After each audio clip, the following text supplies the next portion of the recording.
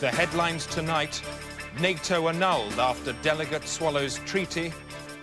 I'm so sorry, yells exploding cleaner. And bearded cleric in oily chin insertion. Those are the headlines. God, I wish they weren't.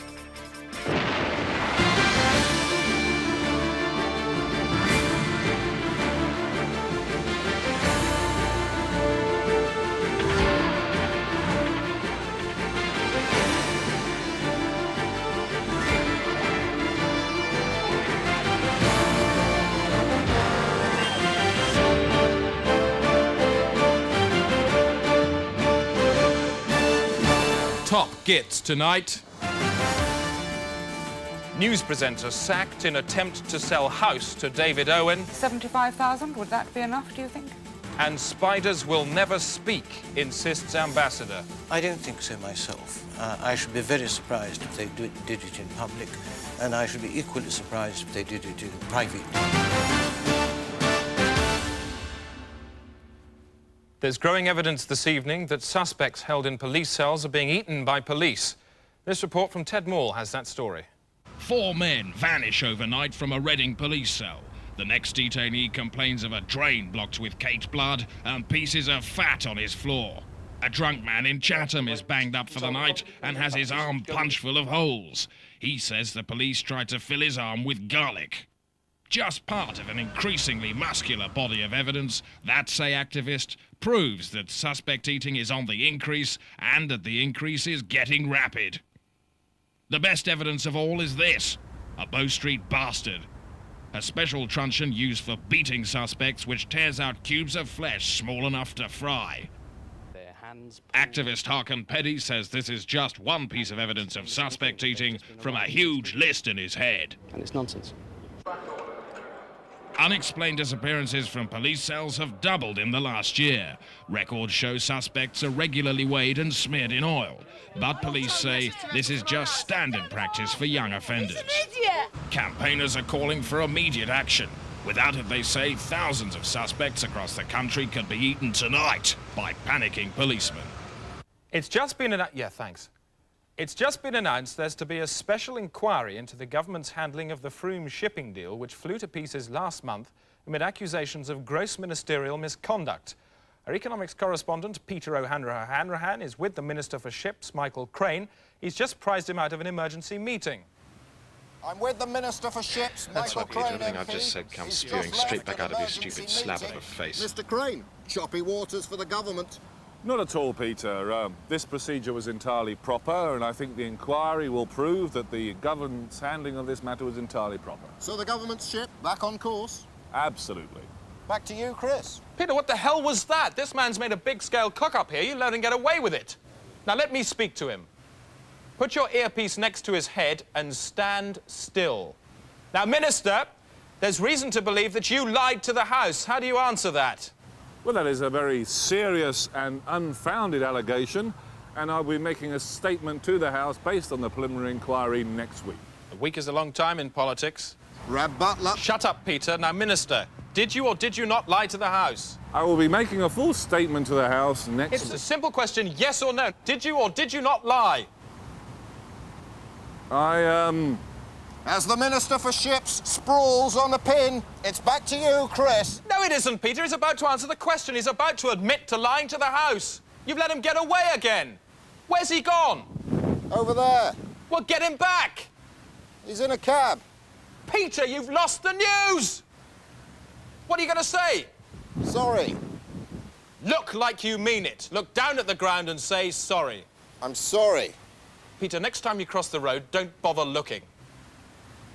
Sorry.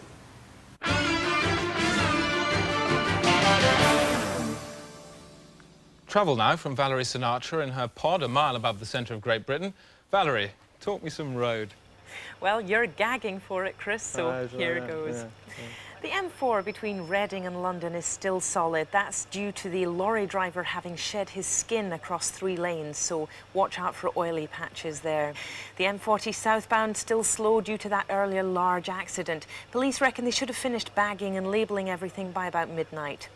Meanwhile, mobile vehicle crushers are in operation in Cardiff on red line routes. So if you're illegally parked there, they will crush your car to the size of a Satsuma and simply hand it back to you. I love Satsumas. Well, so do I, Chris, but I don't think I'd like to drive one. Yeah, but I bet if you did, you'd do it really well. Finally, a look at the capital, which is London. Worse than ever tonight, I'm afraid. Lots of cars on Oxford Street being slowed down by their own lights. So I'm afraid your fast, speedy sports car, no use to you at all tonight, Chris. Thanks very much indeed, Valerie, and I'm sure Alan will agree she certainly is one for a fast car. She certainly is. I prefer something a little bit more comfortable myself. Oh, well, with me, Alan, it's comfort and speed every time. Well, a fast car's a safe car. Of course, in the States, we drive a whole lot slower than you guys. Actually, I think statistically, slower cars are actually more dangerous. Yeah, but you can't be saying we should get rid of the speed limits. No. That's what what I'm saying. Now the sport with Alan Partridge. Thanks, Chris. And it's a special desk of sport this week as we look forward to all the sporting action that will take place in this year's 1994 World Cup finals in America in Alan Partridge's World Cup Countdown to 94. Goal! Yes, yes, yes, yes, yes, yes, yes, yes! That was a goal! Goal! Striker! Eat that! And another! Bing bang, stick it in! Thank you and good night! Swat!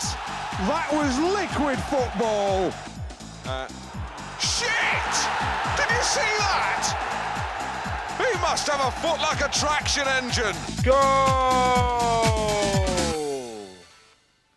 Well, it's going to be 3 weeks of non-stop action, and to help us along and add a little bit of colour and fun to the proceedings, I've got with me a soccer meter. What's that, Alan? Well, I'll tell you, it's very simple.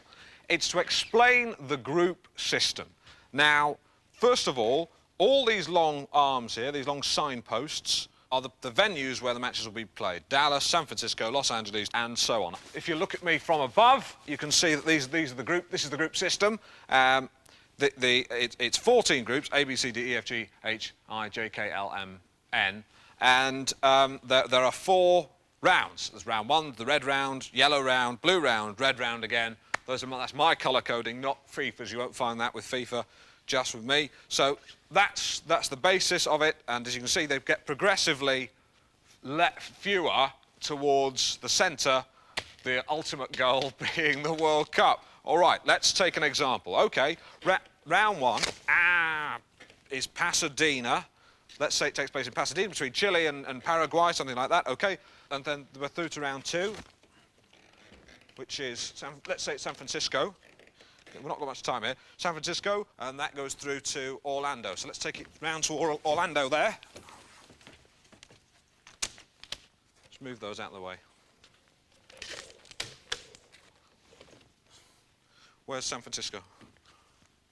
Right, just going to find San Francisco. Where is it? There it is, right. So San Francisco have played Orlando, and then we're through to round 3, Los Angeles. It's not written. It's not written on that side. It should be, but it's blooming not. And then it's whoever went then we're through to the final of the World Cup. Who's that going to be? Goal! The proof is in the pudding, and the pudding in this case is a football. Booth, eat my goal. The goalie has got football pie all over his shirt. I'm Alan Partridge, and that will be my World Cup 94. You can come too. Join me. Thanks, Alan. More sport from you later. Absolutely, Chris. With a bit of luck, we'll have Sandy Lyle on the line. America now. Oh. If you have a baby in the States, you may well be in for a bit of a surprise when they yank it out. Barbara Wintergreen reports. San Spirito, California, where Americans keen to brood but too busy to breed pay for a prosthetic pregnancy. This is a natus, a plastic disc implanted inside the womb which expands to give the sensation of labor without being sentenced to children. And there she is. Can you see her at the top there? There she is. Say hello. Honey. That's lovely. The cervical substitute is the Formica brainchild of doctors Bill McVitie and Mortimer Marcus. Isn't that extraordinary? Starts out like that, it ends up like that. Isn't that nice? Within the woman's body. Absolutely. Comes out just like this. Whoop! At this fallopian factory, people come for a credit card conception. The price includes labor and delivery, and there's a hefty surcharge on the discharge. Among the thousands of proxy parents forking out for this flexible fetus are Anton and Lally Sampson. We've really worked hard at, we've given him his own room. He's got his Bon Jovi posters, Sharon's the Red Sox. But divorcing Americans are causing courtroom chaos in custody battles for their beloved disc. And outside the Natus Institute, Women's League protester Taya Peachman leads a womb vigil against synthetic siring. I believe you've been smashing Nadi, is that true? Yeah, we have Nadi smashing by the side of the road to try and encourage the women who come in here thinking that they want that thing in their women. They do not. They can spend their money, but they should just remember that they're women and they have a right to live and to breathe. That's the beauty of the whole Natus thing, is that if a woman wants the pain, if she wants to scream, if she wants to bleed, she can. If, however, she just wants it to pop out like a bar of soap. Like a bar of soap, then she can have that option too. So it looks like this is one reproduction line where a plastic and placenta go hand in hand. Barbara Wintergreen, CBN News at the Natus Institute, San Spirito, California. The Day Today, because fact into doubt won't go. And we've just heard that areas in 3 of Britain's biggest cities are being evacuated due to suspect dogs. Police believe this could be the start of a mainland campaign of dog bombs threatened by the IRA last month. This report from Eugene Fraxby, who's got the story with him, reports. Oxford Street in London with 3 policemen and a knotted tape barrier. A stray dog was spotted here an hour ago and everybody ran out. Police then isolated the area containing the dog and told the public to clear off.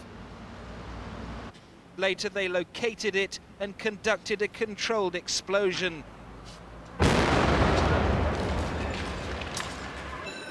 But as the remains were being taken for laboratory tests, a second dog ran out from the crowd.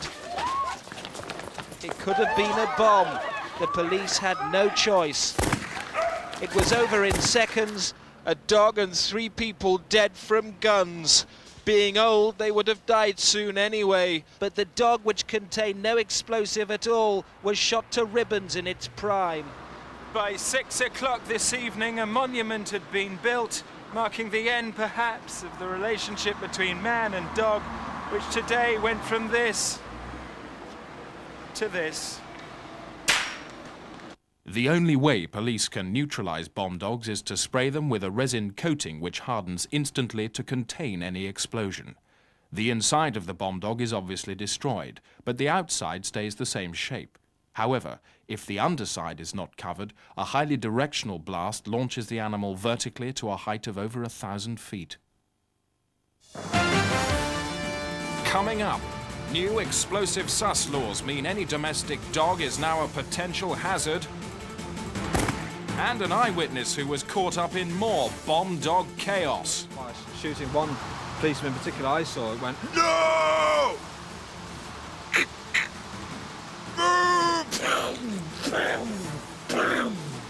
one guy, I don't know whether he was involved or not, was running away. It went, and then he caught him one more time between the eyes. It was horrible. It went, that was as much as I saw, really.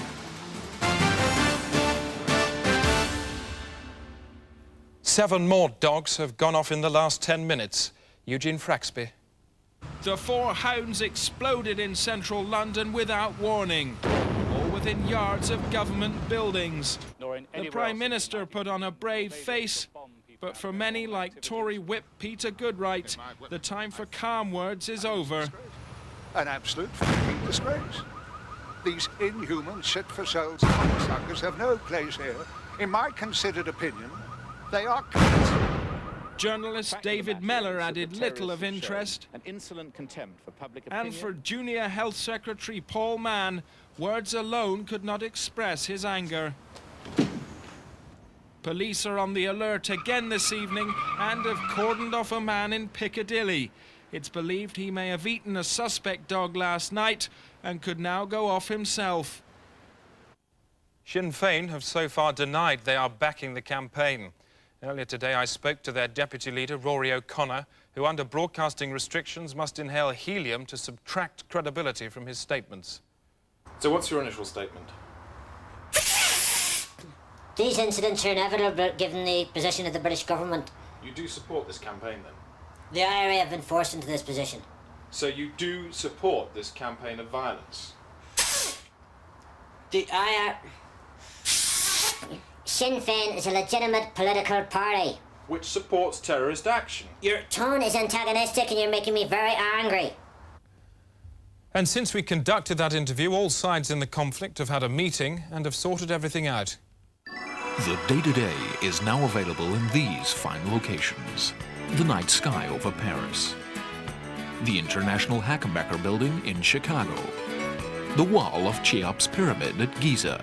And the handles of 400 million petrol pumps across the globe. The huge success of the BBC's new soap opera The Bureau has now spread to Italy. Voglio parlarne adesso, parleremo più tardi. Questo per me va bene. They've got a daytime discussion show there devoted entirely to it. It's called Bello Buretti, and its stars are the wagging tongues of hosts Carmena Zo and Pulcazina McRae. Ma tu sei in crisi, eh? No. Ah, siete da bravo! Ah, di grande porca! Porca, ah, sei bravo, Maria! Es diferente. Gentil es muy masculino. Ultimación de la masculino. Non un spettacolo di burattini sul lungomare a Margate. So much for the Euro Bureau. Meanwhile, back here in Britain, a nation holds its breath tonight for the 2000th edition. Burro.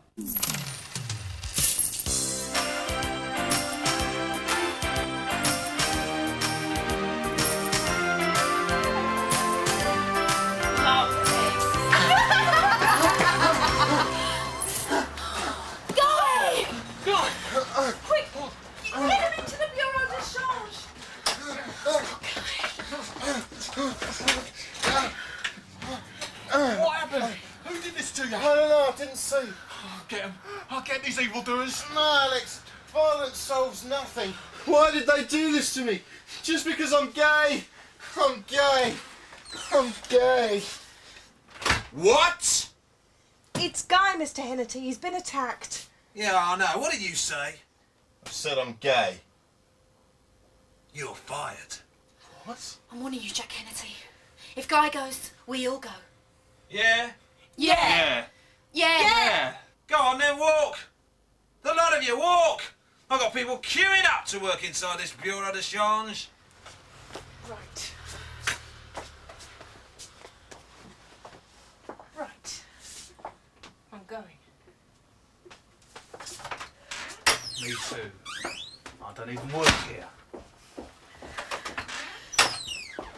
Yeah, go on, you go and all.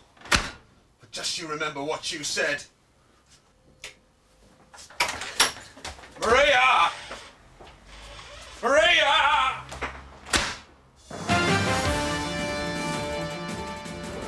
I would see myself as an individual human being needing salvation, receiving it through the work of Jesus Christ. Do you find the day-to-day comes into this at all? Well, how can it not? It is day-to-day. Every day, the day-to-day? Every day, day-to-day, yeah. For you? Yes. And with a bit of luck for all these people? That's what one prays for, what one would like to see. You would like to see the day-to-day for all these people today? If your prayer was answered? That they should each enter into an experience of personal salvation. Which would include the day-to-day?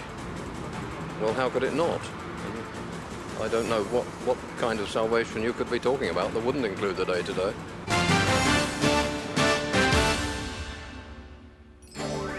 Environmation from me, Rosie May. An international ban on the hunting of waves has finally been introduced. Waves have been used for centuries to pull cars in small countries, but are now facing extinction. Over 1 million specially farmed waves are to be released into the wild this winter.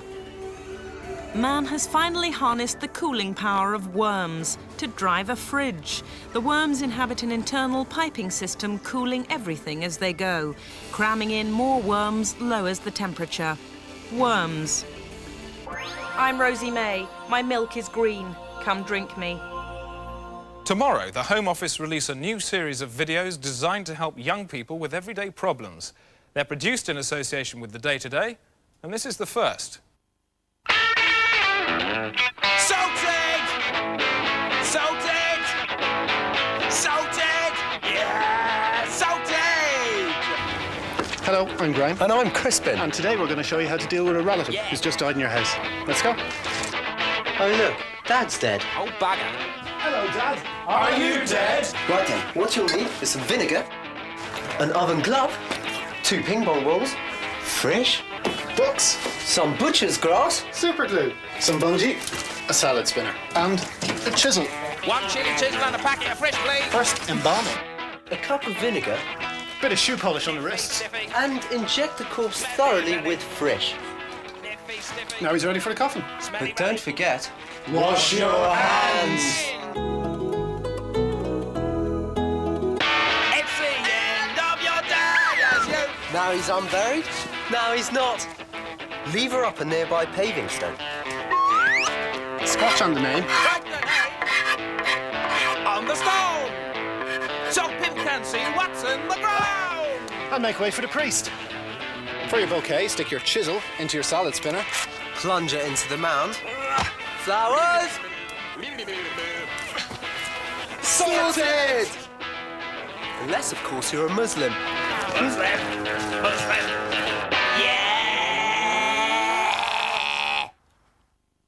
Now with the rest of today's news, Chris, thanks. It's 8 o'clock. This is the Day Today. The main stories so far. The Libyan leader Colonel Gaddafi has plunged southern Europe into crisis by kidnapping Crete and towing it to a secret location off the Libyan coast. Crowds in Tripoli welcomed the news, a delighted Gaddafi waving like a girl. Libyan tugs stole Crete at 2 o'clock this morning. At first, the natives, aided by strong winds, were able to haul it halfway back. But then they lost grip, the island was towed to the North African coast and hidden underwater. The Lincolnshire village of Fladney is tonight recovering from a gravity quake during which the Earth's pull was reversed for 7 minutes, sending everything not secured onto the ground over a mile into the air. The quake struck at 4:30 this afternoon. These pictures were taken by Paul Cork, who had his Polaroid with him when he fell up into the roof of a shed. This man survived by clinging onto a boot scraper. Others were not so lucky. I was playing football with my cousin just in the garden there, and he jumped up to catch the ball and just kept going. His cousin later rained back onto the ground along with 4,000 other villagers. The American space shuttle Endeavour 4 sets off tonight on its special stunt mission. Once in orbit, it will hurtle towards a NASA space ramp, fly off the end and leap over a line of 12 other shuttles. It will then return to Earth tomorrow afternoon at 3:30. It's time now for our resident humorist Brant, the physical cartoonist from the Daily Telegraph, to bloody the noses of the great and good. Mr. B, make us smile about the bad things in the world. This week, I've been looking east, where Chris Patton, like King Kong, has made a monkey of himself over Hong Kong.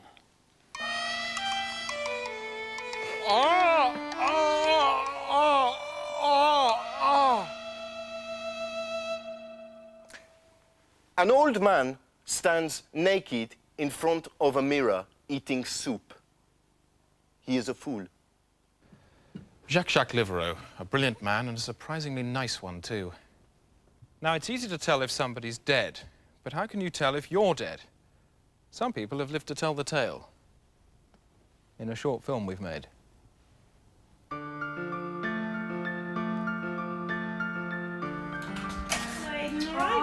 Lucy Turner Warwick is a boxing trainer in High Wycombe. She had a near-death experience when in a coma induced by a pupil. I learnt later that I had actually died. My heart stopped for, I don't know, a few seconds. I could see a tunnel, and at the end of that tunnel, a very, very bright light. I was aware of a figure standing at the end where the light was. She led me into an open-plan office, and at the back there was this little separate office, and she beckoned me towards it, and on the door it said God. And there was a man, very nice, friendly man in a suit, grey hair, and I sat down and we chatted a bit. He was very jokey and jolly, and I remember he had a little sign behind his head that said, it was one of those, you know, you don't have to be mad to work here, but it helps, or something. So I thought, well, he's obviously got a sense of humour. Anyway, we talked, and then he pointed to another man in a suit with a beard and said, that's my son. And I looked back at God, and he laughed and said, it's a family firm, you know. And it was very, very friendly, but very boring. I'm afraid all of these people that talk of these out-of-body experiences are basically congenital liars. Chanticleer Gardsley is Professor of Psychosociology at University College London. He is a skeptic. We have a whole catalogue of examples of hospitals actually manufacturing out-of-body experiences whereby they attach patients to wires and actually lift them up towards the ceiling, therefore creating in the patient a feeling of literally lifting out of their bodies. In laboratory experiments, scientists artificially created near-death experiences in mice. They fired hungry mice against a wall with a specially calibrated gun. Food was placed on a shelf above the comatose mice. If they had a soul, it would leave the mouse's body, float upwards, and eat.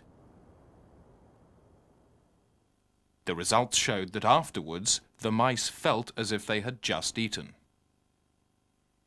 More proof was provided by the out-of-body experience of Leslie Sarfrat. I could actually see myself coming out of my mouth as vomit, but it wasn't just as vomit, it was like as vomit in a dress. And then I woke up and I was a woman. I went into my experience as a man, but left it as a woman. Something definitely happened, but I don't know what. So how do you explain the case of Keith Phillips, who returned from his out-of-body experience as a woman? He didn't. But we've filmed it, and there's an awful lot of evidence to show that that's the case. No, there isn't. Do you believe in God? Oh, yes. And I liked him. I like him. I love him, but I don't want to go and... I don't want to go and work for him. Not yet. An optimist sees half a pint of milk, he says, it is half full.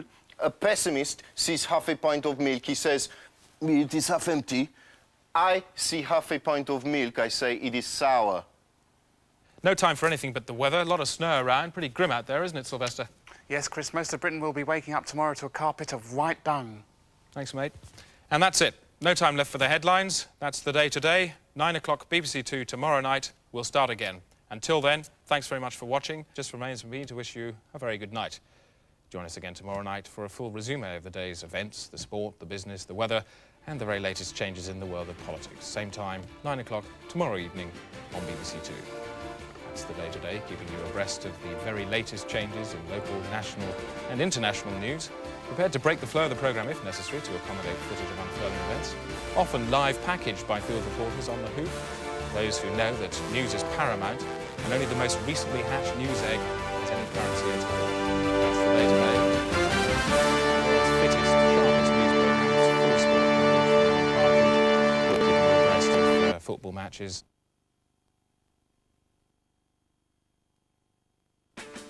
The headlines tonight: Euro MPs' new headsets play the sound of screaming women. Brian Ferry bath mat poisonous, say lab. And bouncing elephantiasis woman destroys central Portsmouth. Those are the headlines. Happy now?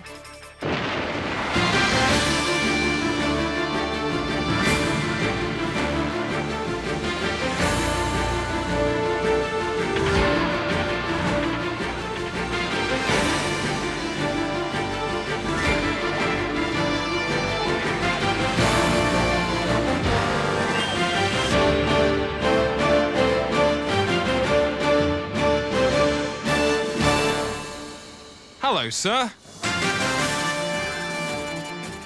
On the day-to-day tonight, MP in heartless outburst after bomb goes off in Hurd's bath. Well, one bomb's going off in the Foreign Secretary's hand, but all he does is say, well, I didn't need that hand anyway.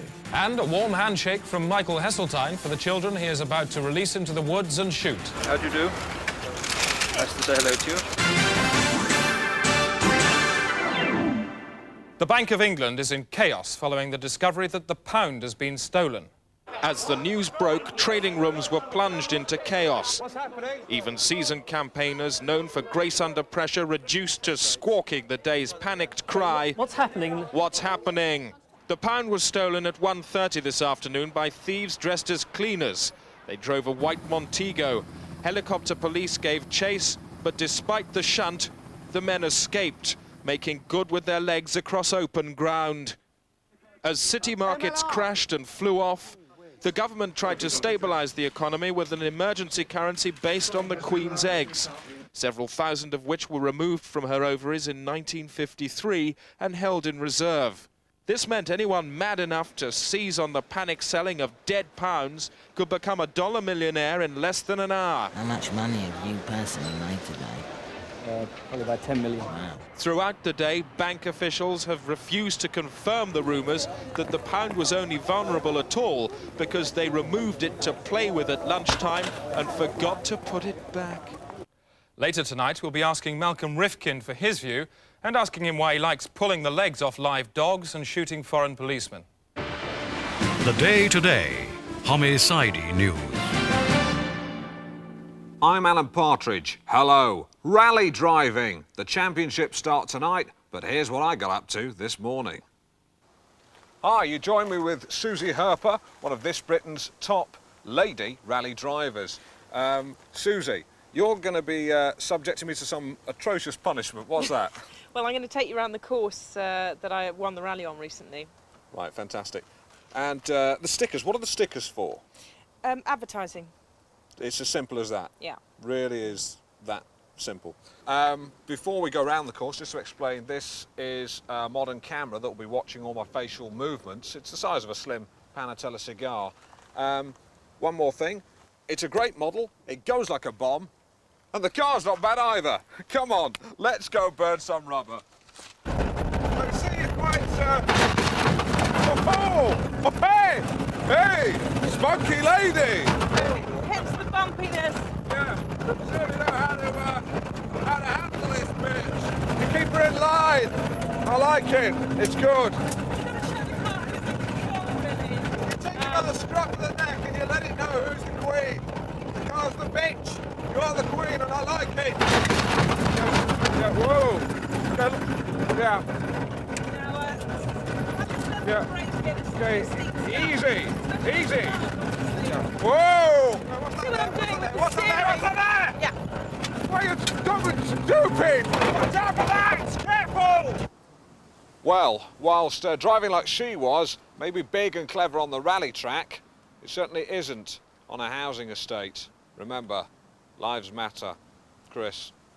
It's been revealed that the junior Treasury Minister, Michael Portillo, carries a sawn-off shotgun to constituency meetings, corners children in parks and chews their cheeks, and has frequent sexual intercourse with stray animals, claiming, as long as it's got a backbone, I'll do it. That story we reported last week and have since discovered it to be untrue. Paul Botang. Do you feel that young people are taking the right cues from their culture? I think young people make a contribution and indeed form the culture in which they live and in which we all live. How do you feel about some of the more dangerous elements of their cultural melee? I don't know what you mean by their more dangerous elements. We're talking bang. I'm talking guns. I'm talking about people like Uzi MC, the blood rap movement, Herman the Tosser. How do you feel when young people are presented with the sort of stuff that they're churning out? I think it's rather sad. When somebody listens to Herman the Tosser? And I think that there are very many young people who are turned off by that violence, by that sexism, by that racism, and by that homophobia. Are you levelling all those accusations at Herman the Tosser? No, I'm not. Herman the Tosser is not someone who has invaded my own particular consciousness. And although clearly he has invaded yours, and is a concern of yours. It sounds to me rather. It sounds to me too. It sounds to me rather. And it sounds to me too. Rather an unpleasant name. But he may be a delightful and inoffensive person. The day today. The last scintilla of doubt just rode out of town. The American serial killer Chapman Baxter is to be executed today by the dead body of his last victim. Barbara Wintergreen reports. Florida State Penitentiary and killer Chapman Baxter has dug deep into his past for tomorrow's execution ceremony. The best kind of justice would be if my last victim, Colin Acavito, could be dug up and he could kill me. At Oregon's Manomatronics Center, Dr. Travis Davely has been fleshing out Chapman's unusual carcass request. Do the arm movements once more. Coffin Boffin Travis has undertaken to manometrize Colin Acavito, the man who Baxter blasted in the past. He's even helping him to speak from the grave. There's three sample voices. The first one is a kind of generic voice. Justice. The second one is Martin Sheen. Justice. And the third one, it's my favorite, Louis Armstrong. All of America is electrified by this vigilante victim. He's appeared in a cavalcade of front covers and chat shows and has squeezed new life into fruit juice ads. Tangiest fruit juice you've ever tasted. Then there ain't no. Live wire Acavito is dating supermodel Kendall Ball, who seems stuck on the stiff. Colin's kind of cute. He's strong and silent, and he doesn't bullshit me like other guys. Do you get to spend a lot of time alone together?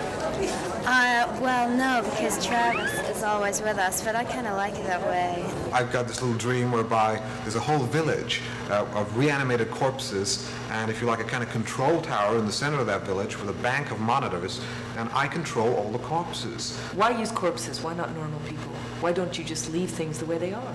Because normal people, because I wouldn't have my tower. I want a tower. The day of justice, and Baxter gets to renew his acquaintance with a body of evidence. In whose voice do you wish justice to be done? Martin Sheen. Thank you very much. You may proceed. Colin needs a few moments to decompose himself before delivering a stiff charge to Baxter. Justice.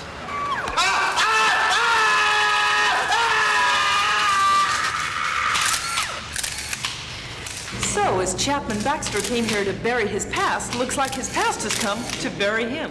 This is Barbara Wintergreen, CBN News at the Corpsecution, Florida State Penitentiary.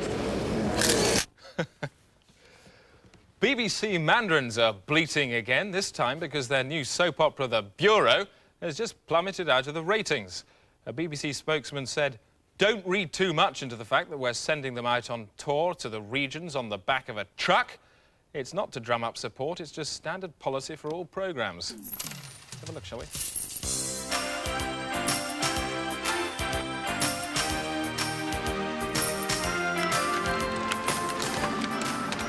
Maria? Yeah? You know I'm gay? Yeah. Well, do you think it's possible for a gay man to love a woman? Of course it is, Guy. There's no rules to love. You've got to follow your heart. Maria? Yeah?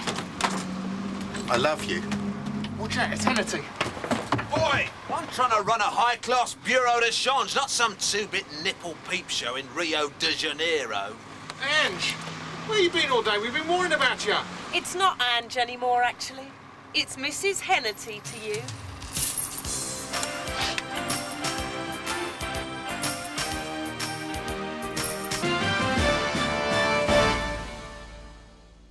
A cat meows, a horse neighs, a lion roars, a bird sings, a snake hisses, a human barks. Time now for business with Calately Sisters. Thanks, Chris. You do it! Get it now! No, you get it! It's over there! Arguments like that broke out on the international markets today when economic talks collapsed and Spain withdrew from the world and began trading with itself. The peseta burst open at 4. The pound was barely audible this morning. It rotted by 3.9 points against the dollar, and there was further bad news for coat developers Watney Heckbulb, who were ordered to cease trading because of bad burping. Chris. Chris. On now to the money markets and a quick look at the international finance arse. And there you can see the US and Japanese cheeks started off with a gap of 2.4, but increased trading forced the two together to form a unified arse at around lunchtime, which held for the rest of the day. In summary then, oh no, Chris? For a second night running, London's police are out in force clamping the homeless. The new measures have been in operation since Monday and are already proving successful. The clamps are bolted on to any homeless person found asleep or motionless after 9 p.m. at night. This is the time when London's street people start accumulating in doorways, many of them drunk and pissed up on booze. The clamps ensure that any homeless who has caused a blockage is forced to stay put when they wake up.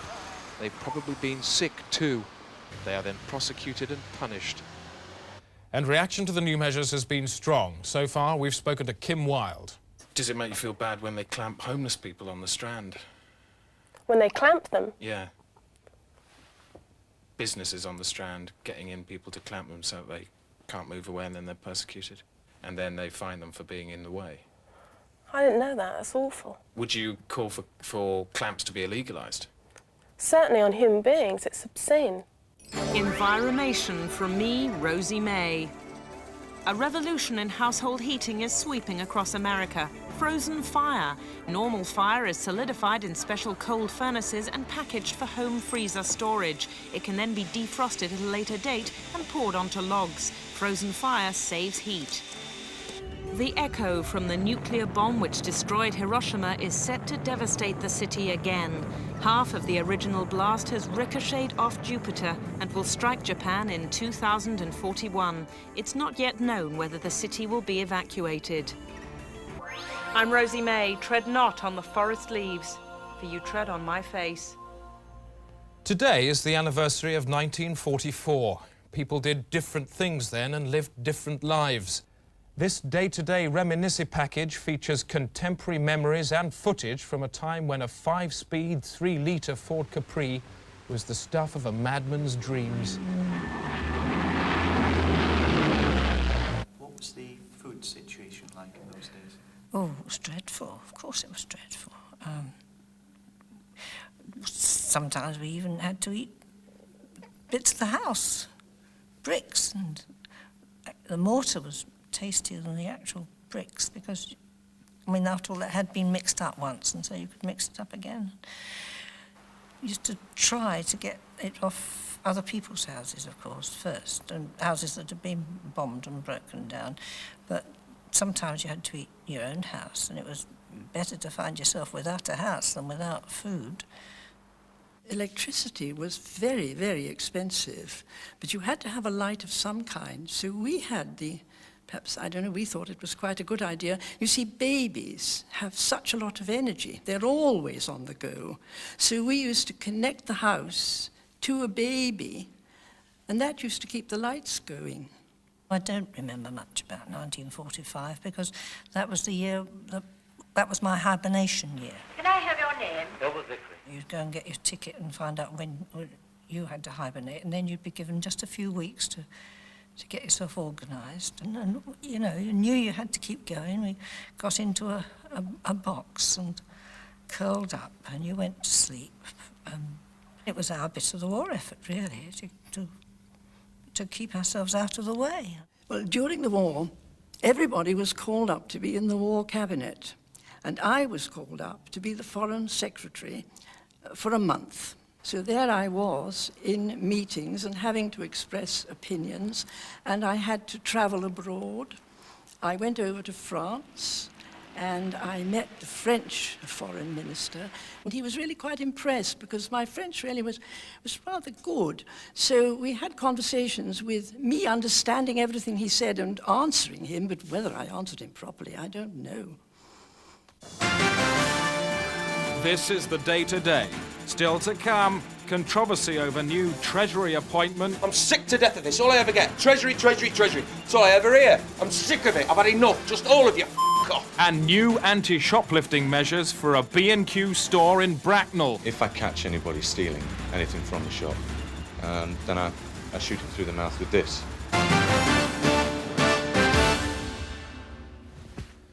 The number of MPs in Westminster suffering from Slemmel's disease has risen to 22. Slemmel's disease is caused by a brain virus that affects the victim's ability to read. They can see the words but have no idea what they mean. Baroness Trumpington was the first to show signs 2 weeks ago. She may have caught it from a badger. Then John McGregor. The virus is highly infectious and lives in peppermints. This was the moment Peter Lilly realised he too was in trouble. Slemmel's also affects leg-eye coordination, causing victims to walk straight past places they intend to stop. So could you... Hey! By last Friday, William Waldegrave had little control over his body. Teddy Taylor followed. And Jimmy Knapp severely. Most seriously of all, on Monday, John Patton showed unmistakable signs, failing to recognise familiar surroundings and objects. Clearly having no understanding of the day's briefs. The second document proved equally mysterious, and the third he couldn't even be bothered to try. And the disease shows no sign of stopping. This morning, Malcolm Rifkind appeared lost when he was just 20 yards from his office. Doctors say the only treatments they can offer so far are rubbish. A man sees God in his car. He crashes. Today's historic trade agreement between Australia and Hong Kong marks a new season of hope for the future of world trade. The two countries have been at each other's throats for years, but now the hatchet's been buried by a treaty which allows unrestricted trading between all parties at all levels. I'm joined now by Martin Crace, the British Minister with special responsibility for the Commonwealth, and Gavin Hawtrey, the Australian Foreign Secretary in Canberra. Gentlemen, this is pretty historic stuff. Well done. A future of unbridled harmony then, Australia? Yes, I think Martin Crace and I can be pretty satisfied. It's a good day. And if, as in the past, Australia exceed their agreement, what will you do about it? This is a very satisfactory treaty, which I'm sure will work well. Naturally, if the limits were exceeded, then this would be met with a firm line, but I can't see this being necessary. Mr. Hawtrey, he's knocking a firm line in your direction. What are you going to do about that? Well, in that case, we just reimpose sanctions as we did last year. Sanctions? Hang on a second. They've only just swallowed their sanctions and now they're burping them back up in your face. I think sanctions is rather premature talk. Certainly, if sanctions were imposed, we should have to retaliate with appropriate measures. But I can't think appropriate measures is a euphemism, Mr. Hawtrey. You know what it means. What are you going to do about that? Well, I just have to go back to Cabinet. And ask them about what? Well, I don't know. Maybe it's a matter for the military. The military? I think military measures is totally inappropriate reaction, and I think this is way, way over the top. Sounds like you're being inappropriate, are you? Of course I'm not being inappropriate. Martin Crace knows that full well. This is the sort of misunderstanding that I thought we'd laid to rest during our negotiating period. Misunderstanding it certainly is. It's certainly not a treaty, is it? You're both at each other's throats. You're backing yourselves up with arms. What are you going to do about it? Mr. Hawtrey, let me give you a hint. Bang! What are you asking me to say? You know damn well what I'm asking you to say. You're putting yourself in a situation of armed conflict. What are you plunging yourself into? You'd like me to say it? I want you to say it, yes. You want the word? The word! I will not flinch. You will not flinch from? War. War. Gentlemen, I'll put you on hold. If fighting did break out, it will probably occur in Eastmanstown in the Upper Cataracts on the Australia-Hong Kong border. Our reporter Donald Bethlehem is there now. Donald, what's the atmosphere like? Tension here is very high, Chris. The stretched twig of peace is at melting point. People here are literally bursting with war. This is very much a country that's going to blow up in its face. Well, gentlemen, it seems you have little option now but to declare war immediately. Well, this is quite impossible. I couldn't take such a decision without referring to my superior, Chris Patton. He's in Hong Kong. Good, because he's on the line now via satellite. Mr. Patton, what do you think of the idea of a war now? I'll take that as a yes. Very well, it's war. War it is. That's it, Chris. It's war. War has broken out. This is a war. That's it. Yes, it's war. From now on, the Day Today will be providing the most immediate coverage of any war ever fought. On the front line and in your face, Donald Bethlehem. Standing by, Douglas Hurd. The Day Today smart bombs have nose-mounted cameras. This is Smart Bomb Stephen, and that is Susanna Gekkelois. I'll be reporting from inside the fight. Like some crazy Trojan. And keeping an eye on everything that's going on out there at the Day Today news pipe, Douglas Trox. Chris. But first, the weather from Sylvester Stewart. And now the weather, starting in the southeast. where the sun should plop through after a dull start, a bit like having your hand sewn back on after a farming accident. Let's revolve the weather collar now 70 degrees to the Midlands, where I was first bereaved. And there'll be a large cack of heavy cloud covering the area, but it should stay dry enough for you to dance outside until our Lord Beelzebub calls upon us. Now, if we rotate the throat circle back to the West Country, and you can see there'll be several gits of bad weather across most of the sky. Some rain, but no more severe than soft porn. In summary then, and that's all the weather. Back to the war and on the front line in Eastman's Town, our reporter Donald Bethlehem. Donald, what's the latest? As I swirled the last traces of toothpaste from my mouth this morning, a soldier's head flew past the window, shouting the word victory. Seems to be a lot of action behind you there. Have you seen any fighting yourself? Today I saw an old woman on the ground. She was lying in a pool of her own tomatoes. Thank you, Donald. Earlier today, I've been down among the fighting myself. This is my report. There's something about the way these people move that tells you they are a nation at war.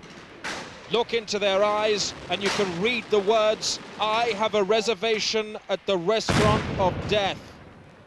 It's a messy bistro with a bad name for soiling its customers' clothes. We've seen only one napkin in 4 days.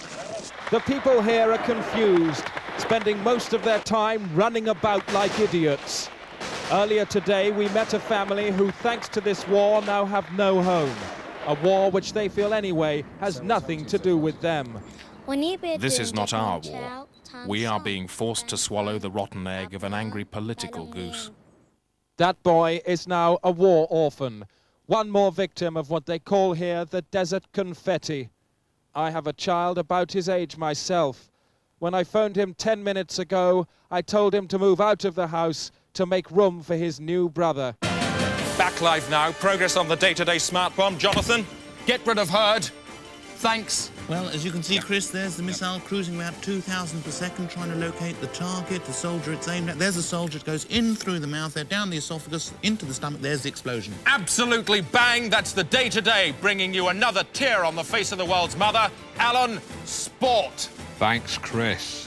And now some late-night soccer results. I'm Alan Partridge. This is Division 2. Hull Paragraph 5, Portsmouth Bubblejet 1. Sheffield Hysterical 3, Chunky Norwich 1. Richmond Arithmetic versus Nottingham Marjorie match postponed due to bent pitch. Good night.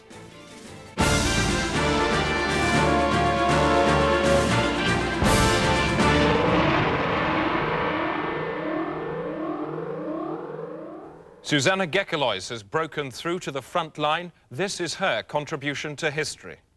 This is the very heart of the conflict.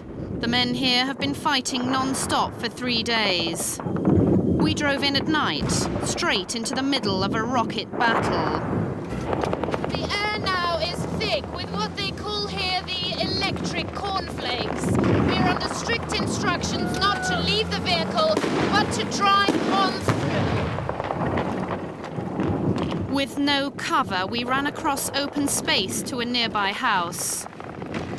We found an injured man. We did our best. There are always casualties in war. There was a family sheltering in the back room. We had no tongue in common, but through the universal language of mutual need, I knew she was saying, "Come, set your equipment up in our refuge. The world must see this mess." These brave people are now sleeping, but they know that tomorrow our aerials and transmitters could make this house a prime target. Chris. Back to the war now, and in the noise and heat of what they call here the flying scissor beans, there is no optimism, or at least wasn't, until just 2 minutes ago when we received these pictures of a miracle from the front line less than a mile from where I'm standing. This was the scented rose in the bum gut of Satan, for here at 7:13 precisely, the fighting stopped. Soldiers who moments earlier had been shooting each other's teeth out suddenly put down their guns and joined in peaceful commune. Some played games, or like these men, planned a musical.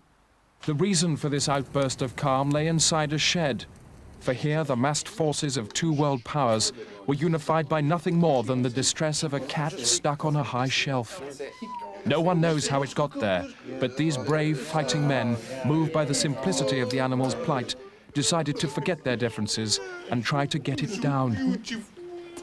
But even as the men celebrated, their heads were blown clean off. For somebody, nobody knows who, had filled the cat with nitroglycerin. The Day Today. News from telly to belly. Just time for a quick look at tomorrow's headlines. Plastic surgeon arrested with stash of stolen mouths. That's in the Express. The Hull Aphrodite, police chief crushes lizard with whistle. There he is, looking wretched. The Daily Mail, child made of paint wins by-election. The Murdoch papers tomorrow, crazed wolves in store, a bad mistake, admit mother care. And there's the same story in The Sun. And the Daily Mirror have a special pull-out note for the milkman. 5 pints, please. They'll be doing 3, 2 and 4 later in the week. That's it. That's the Day Today. On the day, a man on this programme told how he was menaced by Hugh Scully. He just came in and went out. That's it. Good night.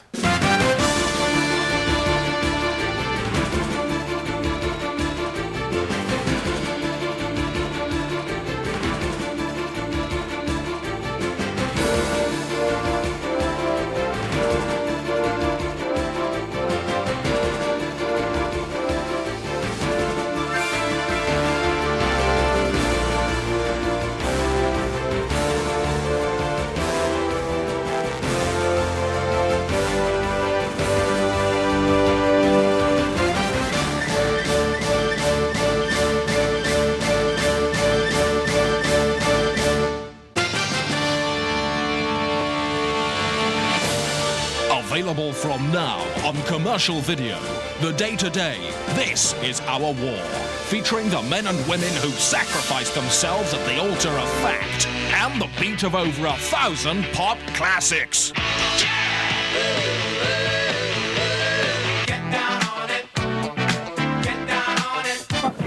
Dreadlock holiday, dreadlock holiday.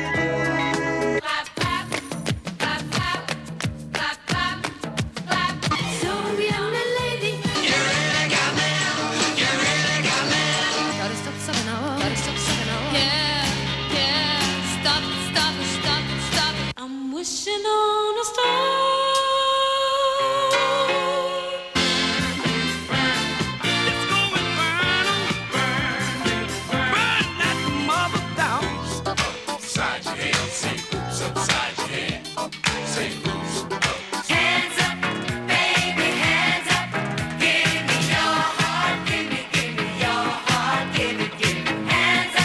The Day Today. This is our war. Bang after bang after bang after bang.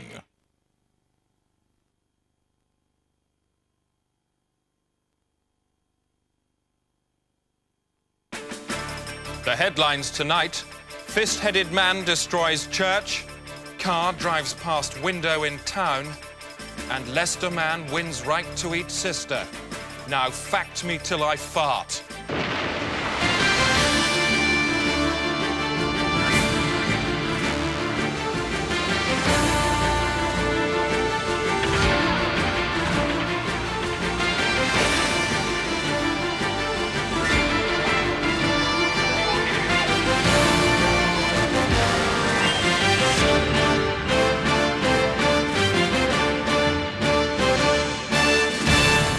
Coming up as stories in the programme. Peace talks collapse as Serbs strap 400 monkeys to the back of Owen's Volvo. That does make it harder to reverse. And leave us alone, say men from Saturn. We want to go about our daily routines as far as is at all possible. Buckingham Palace has announced that over 40 members of royal staff have been destroyed to save money. The 43 workers learned of their fate after church on Sunday. They met the Queen and were told they would be slaughtered with scythes. That evening, they were herded into a Sandringham attic and culled in less than 10 minutes. It's not known who conducted the killings, but Princess Margaret is believed to have been involved. She was overheard yesterday saying, "You should have seen the looks on their faces. I laughed and laughed and laughed." Conditions on board the train stuck on the line for 2 days in Hampshire have deteriorated dramatically. There are fears now for the lives and sanity of those on board. Ted Moore has that story reporting. At first, the concern was for the commuters, stuck on a train because a signal got jammed by a dead bird. But when farmer Peter Yates took them sandwiches this afternoon, the situation changed dramatically. 2 commuters jumped him like raptors and threw him aboard. 20 minutes later, he managed to get off the train and tried to escape, but was lassoed by a man with a rope and pulped. Just over an hour after that, a naked Mr. Yates appeared briefly for the last time, trying to haul himself out of a window, but it was a naff effort. Most ominously this evening, the commuters were seen struggling with a sack containing an object that was obviously as heavy as a human body, and then throwing some kind of weird ritual. Many here fear the worst, that Mr. Yates has been killed and sacrificed by a group of ordinary men and women who less than 2 days ago were content to sit opposite each other in silence, yet today beat their chests and yell like savages. Moments ago, we intercepted the sound of the guard trying to radio for help. Get these people! There's a woman!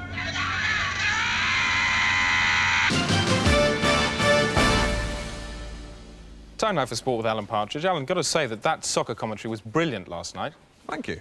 It really was. I mean, I'm not very interested in soccer, but I was totally absorbed and entertained by the whole thing. Great. Tell you what, take a bit of extra time if you want. Do as much as you like on this. I'll be enjoying this too. Tonight, we are going to look at self-defence. Brilliant. Now, self-defence is no longer the preserve of hard men like Charles Bronson and Lee Marvin. More and more these days, we all need to know how to get a bit handy. Anyone who's been on public transport late at night will know that there are a lot of disturbed individuals out there. 1 minute they may be babbling incoherently, the next they could be going for your person. What do you do? Well, this week is National Self-Defence Week, so who better to tell us than one of Britain's best-loved judo fighting people, Commonwealth silver medalist Adam Neils. Adam. Hi.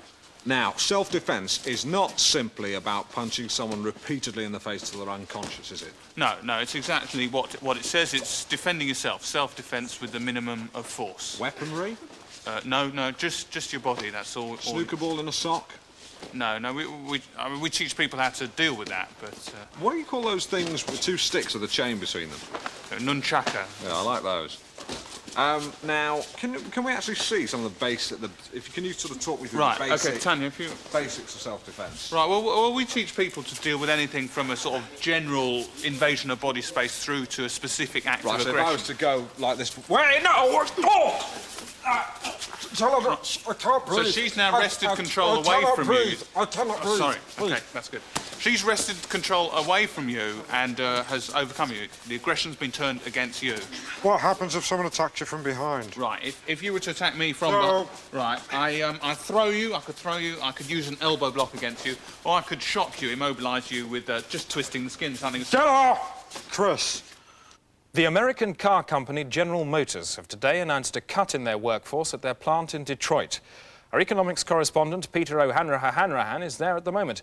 Peter, what's going on? Chris, it's a mass redundancy measure. It's the biggest layoff in American industrial history.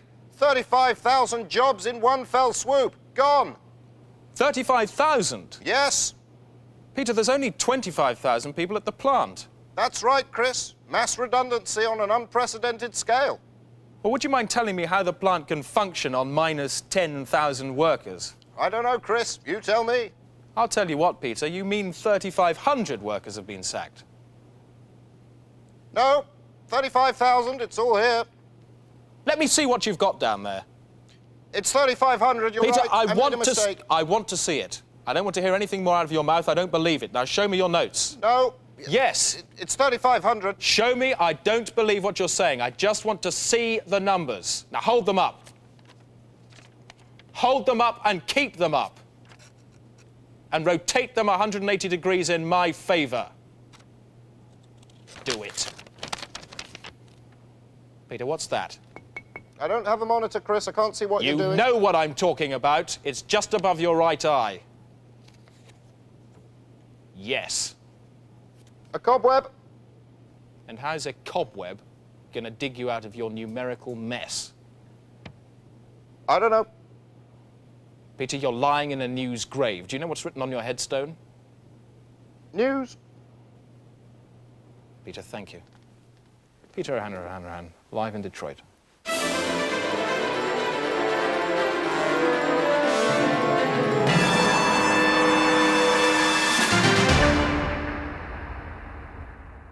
What is a gay?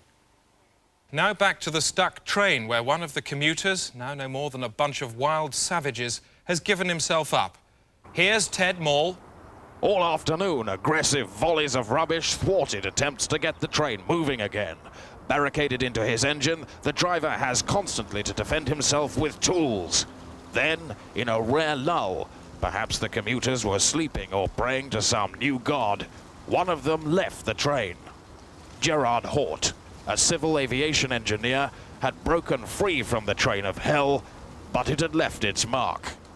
The man was in no state to give an interview, but it was possible to extract the following information. The commuters are split into two factions, one led by a woman believed to be an insurance broker from Staines, they wear blue ink on their heads, and a smaller group who worship fire. They rallied round a grease monkey from Acton. With the signal here still jammed by the dead bird, there's only one hope now, that a police marksman can shoot it out, giving the driver a slim chance of making it to Liverpool Street before he's torn to pieces. Time for travel now from Valerie Sinatra in the travel pod a mile above the centre of Great Britain. Valerie, tell me about everything. Well, I don't know about everything, Chris, but... I could teach you. I do know that it's best to avoid the A1M this evening south of Newcastle. There's a crash that's been going on for several weeks, and so far it's involved 9,000 vehicles, so that's really Deathsville. Good news, however, for travellers on the M25. Workers have finished cobbling that, so that's great. The M6, however, in Liverpool is still at a standstill. That's due to the mad cow hanging from a bridge. The M50 is clogged up again. That's not my fault. And the M11 is slow between junctions 5 and 6 due to some police escorting some birds to the coast. That's about it, really. I don't know, it looks like a Robertson's factory down there. Sorry? All the jam. That's right. Golly. Gay Desk now from Colin Popshed. Thanks, Chris. Quick roundup of today's gayness now, starting with the roads. The M70, the A3, the B664 and the A48M, they're all gay as from midnight tonight. The gay elements are potassium, zinc, hydrogen, copper and argon.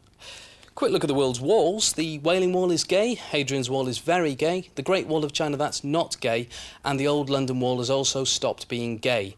Gay cars next. They're the same as last night. All Volkswagens registered between 1982 and 1985. They stay gay for another fortnight. And finally, the gay seas are the Caspian and the Mediterranean, so see you there. Chris. Thanks, Colin. He's not gay, by the way. We wouldn't employ a homosexual. Offices. We all know what they're like. Can I borrow a stapler, please?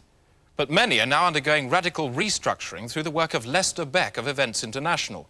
His latest project was on the offices and people of Klubrox Pharmaceuticals in Windsor. Yeah, we can, as much as you want, Harry. Anthony Pon is Klubrox's office manager. He and his sales staff are about to become part of a unique experiment in management training. It was about Thursday, wasn't it? An experiment they shall never forget, and from which one of them will never physically recover. So what we must do is construct a raft, and onto the raft we will put ourselves. Lester Beck is the author of a radical management system known as disassemblage. The disassemblage procedure relies on dismantling each employee's emotional makeup and then reassembling it in a different order. What are we? Are we human? Are we fully human? Or are we not human? What does it mean to be not human? We need to be human. So, let's get it into the present, huh? Let's kick some ass into life. The team convene at 6 a.m. of the first day and are immediately disassembled. You know that you often say instead of speaking? Did you know that? No. Has everyone else noticed this about Anthony? Yes. Therefore, every time you say we're going to remind you that you're saying by going as well, okay? Don't take it personal. I'm the office. I'm the office manager. I'm responsible for the round. I'm the office manager. Yeah, all right. Stop it. Stop it. Good. I want you to give Christine a gift, and the gift you're going to give Christine is the gift of the truth of who she is to you. John. You're dressed like an old lady and you've got a stupid face. Good. Hit Christine. Christine, say thank you. Thank you. Good. Lisa. You're hairy and you're lonely and you've got a... Just two will do, Lisa. You're hairy and you're lonely. Hit Christine. Good. Anthony. You've got no sense of humour and you're always there. Christine, hit Anthony. Oh. Good. Good. Beck takes the team out into the field to test purchasing techniques. Okay, what we're going to do is we're going to buy a newspaper, okay? And this is where we're going to get what we want. John. Hey, hello, my name's John. I'd like a Today newspaper, please. It's 2025, yep. He's got the right change. Thanks very much. Thank you very much. Good, John. Anthony. Lester, can I just ask, are we, is it... Buy a paper, Anthony. One thing, though. Buy a paper. Can I don't know, because I've already bought one, you see. I don't know whether I should buy the same one or... That's not important for the exercise. Can I have a... please stop it. Come on, Anthony, buy a paper. Come on. Okay, buy some candy. I don't care. I don't go on. That's all. I got the mirror. I got it. I got the mirror. Coming up, Clinton welcomed home after machine gunning 400 buffalo. And the siege on the stuck train has ended. A police marksman shot the dead bird out of the signal at 7 o'clock this evening.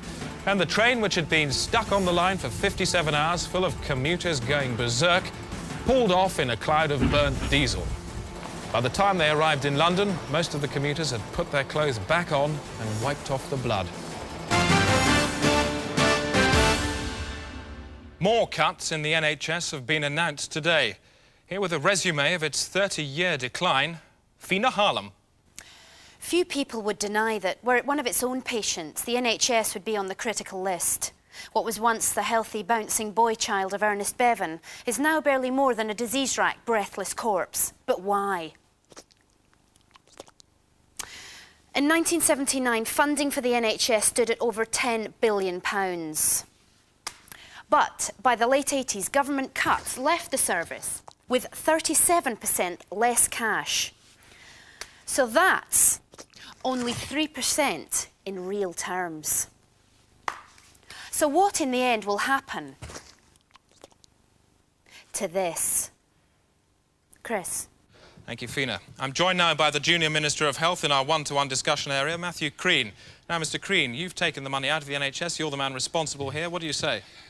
I want to say I want to discuss this report. Well, let's not discuss this report. Let's discuss the figures. No, we have to discuss the report because this report is a tissue of lies. It is, Hang on a usual. second. Let's just stick to the figures, shall we? You're destroying the lives of patients. What do you say about that? No, I want to stick to this report. This report is a tissue of lies. It's completely jaundiced. What are you saying? Lies? Absolute lies. It's nonsense from beginning to end. How dare you say this? I think this report is a perfect example of tabloid television Right, at its very to listen to this. I'm not having any more of this. I didn't come here for this evening. I certainly didn't want to talk to people like you. Now, don't ever come back again. I really don't have any of this.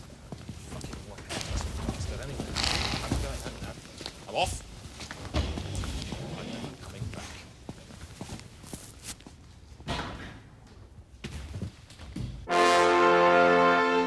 The Day Today.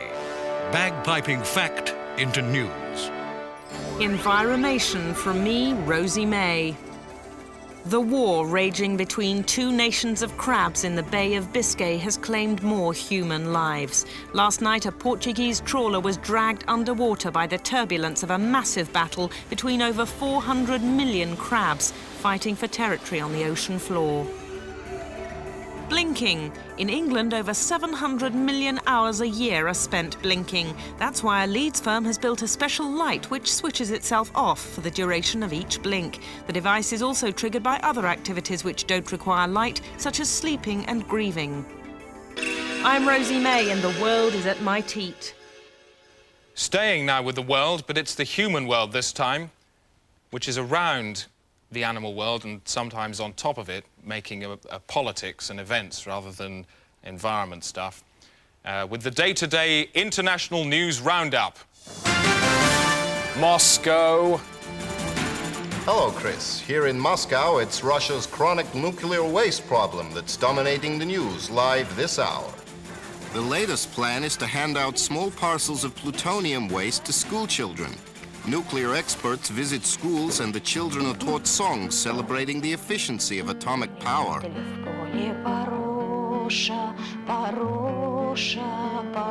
At the end of the day, the children queue up for their plutonium, which comes in a bag bearing the instruction, take this home and deal with it. Tokyo. Thanking you live from Tokyo, where it's 3:30 in the morning. That's -7 in new Japanese time.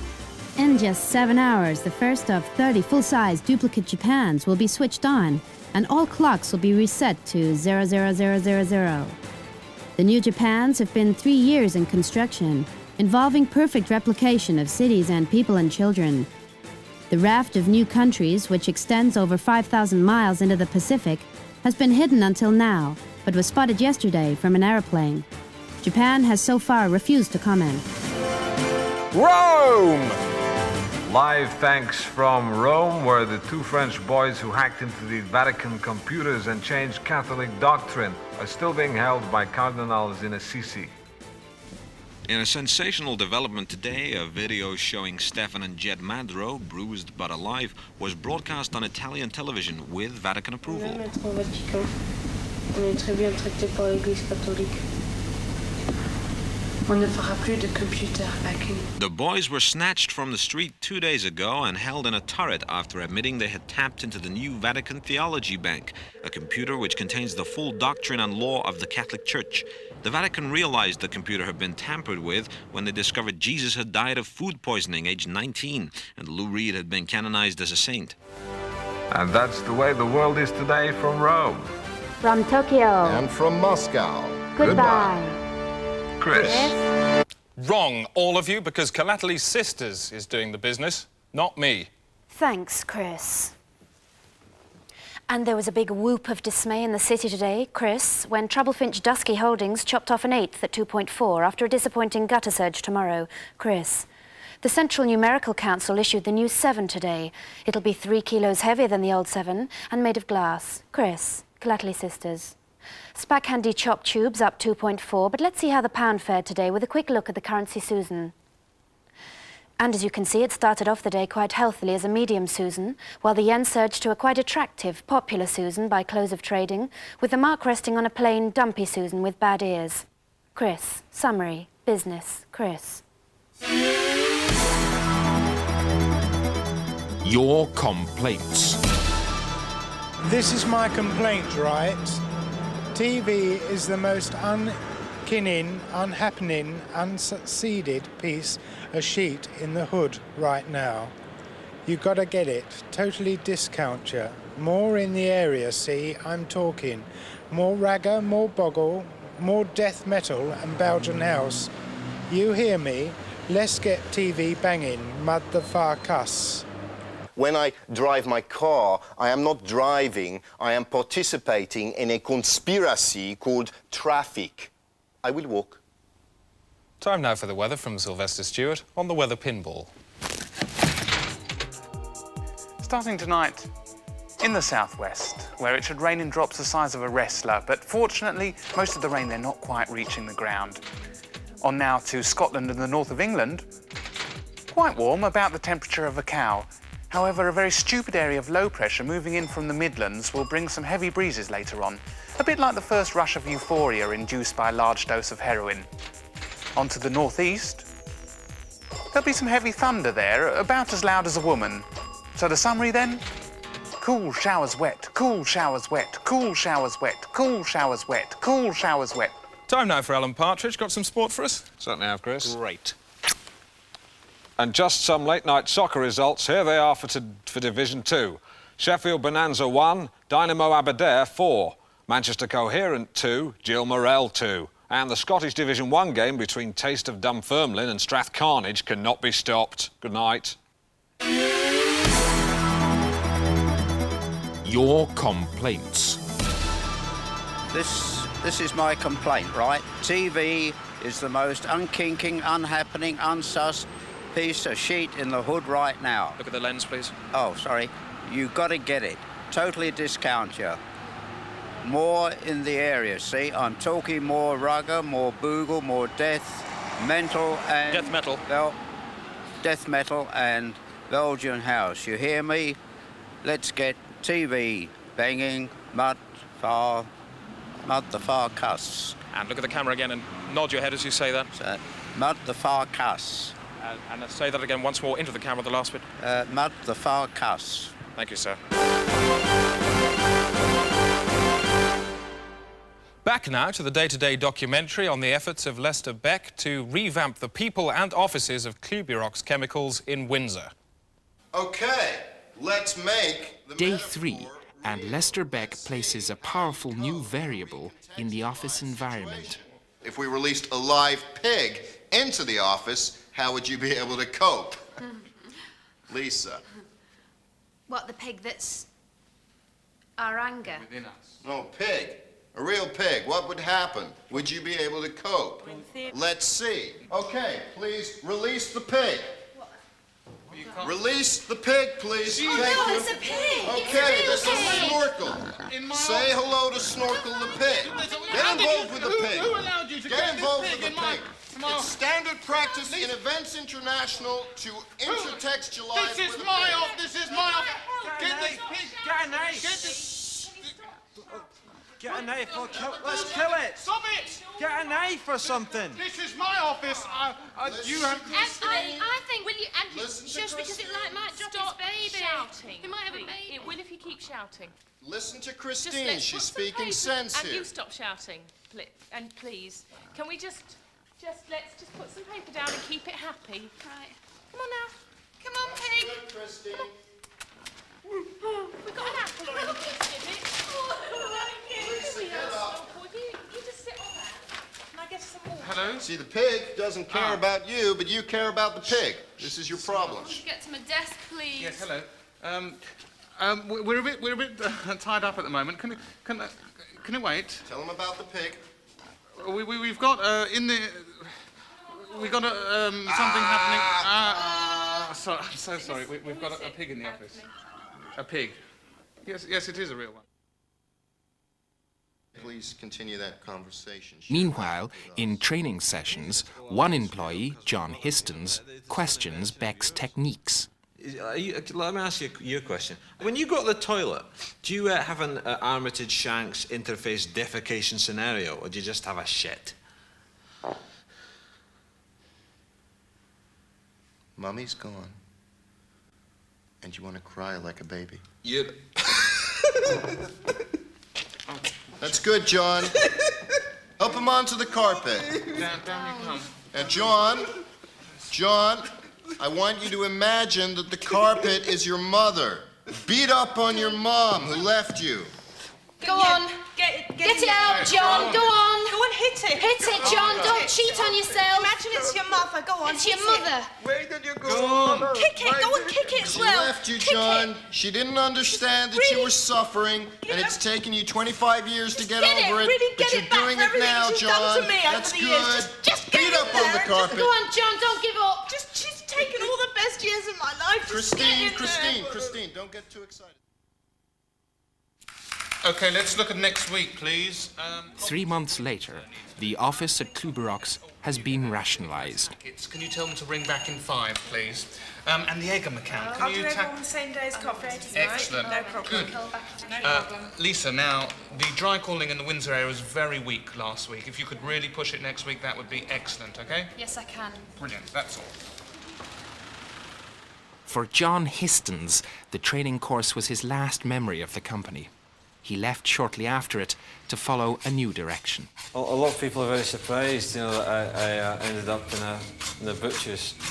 But the office, well, it wasn't really me, you know. But here, you know, I know I've got exactly what to do. I like meat. I like working with meat. I'm happy with it. In a way, I respect it more than people. And if you were to see Lester back again, how would you react? I'd probably I'd stab him with this knife, yeah. The Day Today. News Filch. And just time for a quick look at tomorrow's... The Independent, Bank of England recovers from swollen chairman unusualness. The Telegraph go with Simon Rattle lost in Cress. The Daily Mail, pretty keen on lassoed bat wins Booker. They devote 4 pages to that. The Daily Mirror, rather upset, Fleetwood Mac buried in dog avalanche. And today, ride with old woman killed by little glass planet. It's a story there by Andrew Penman. Due to a printing error, tomorrow's Guardian is full of water. That's it. That's the day today, on the day the world learned that Cliff Richard is pregnant. Good night.